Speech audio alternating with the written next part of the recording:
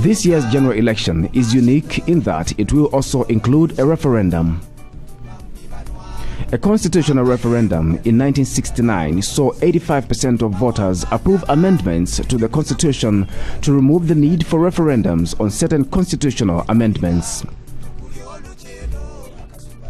The 2016 referendum seeks to improve the proposed Bill of Rights, which is included in the recent Constitution. I've got a feel of the Bill of Rights, and frankly speaking, I've been reluctant to go and dwell on it because, the Bill of Rights, it's like a creed. It's a creed.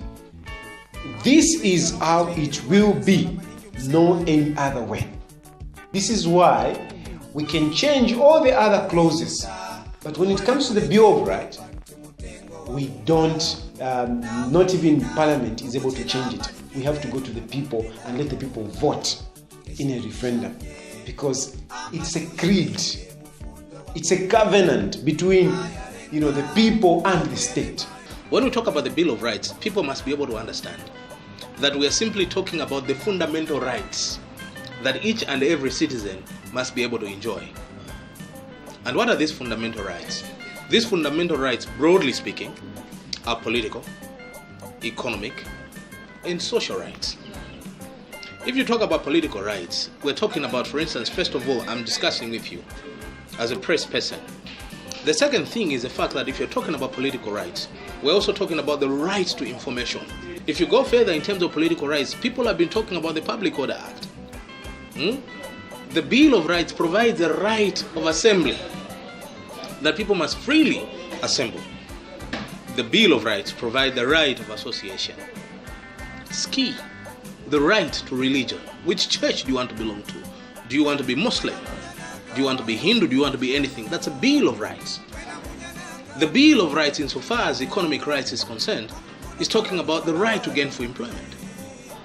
The Bill of Rights, insofar as it is concerned, talks about the right to health, the right to education, the right to shelter, the right to water and sanitation. And it's very clear that these rights shall be progressively realized. The Bill of Rights, as presented in the Government Gazette, the proposed Bill of Rights, the Government Gazette of 23rd May 2016, appears largely to be in line with the final draft of the Technical Committee.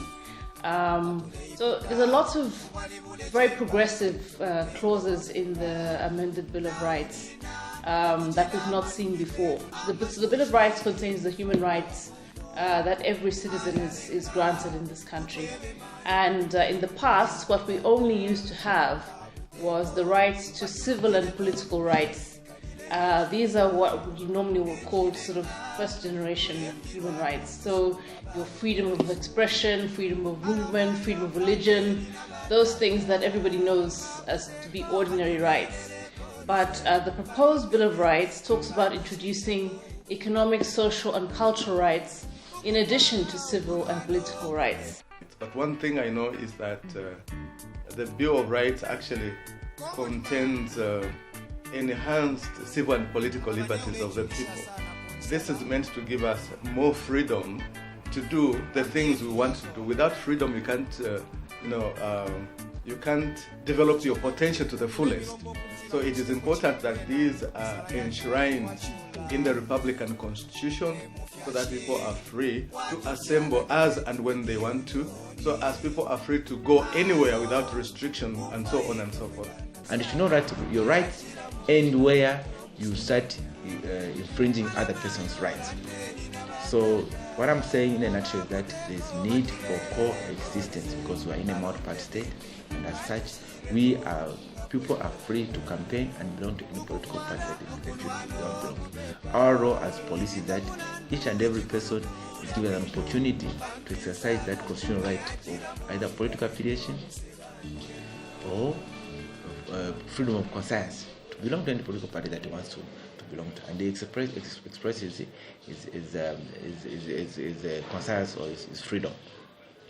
For Zambia to mature democratically, the onus is on all players in the democratic dispensation to act with tolerance and maturity and debate issues on the principle of what a political party will offer the citizens once given the instruments of power, and not through futile attempts to coerce people to vote for a particular political party by using violent means as a way.